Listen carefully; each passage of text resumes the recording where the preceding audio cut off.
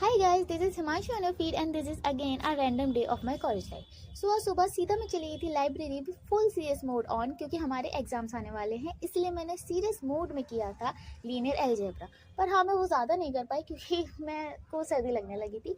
इसलिए मैं अपनी बुक्स वगैरह लेकर शिफ्ट हो गई थी गार्डन में, और वहाँ मैंने कंटिन्यू किया था सी प्रोग्रामिंग। हाँ, मैं बहुत कुछ नहीं कर पाई, पर मैंने काफ़ी कुछ कर लिया।